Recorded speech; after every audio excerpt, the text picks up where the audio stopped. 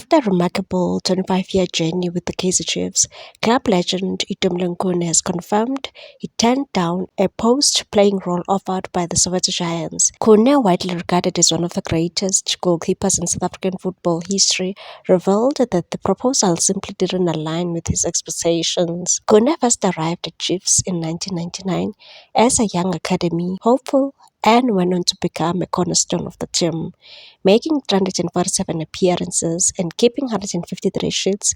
But following the club's recent announcement that his playing days in Naturena were over, the next chapter in his career remains uncertain. Speaking to Kickoff magazine, Khune disclosed that Chiefs offered him a role coaching the club's under-13 goalkeepers, a position he respectfully declined.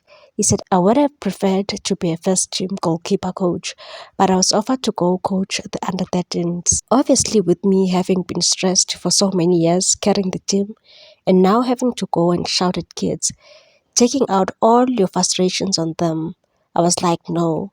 While Amakosi made it clear they still view Khune as a family and were open to retaining him in a non-playing capacity, the former Bafana Bafana star was hoping for a more senior technical role, possibly with the first team or in talent identification, and said maybe in the future I can become a club scout since I have an eye for talent.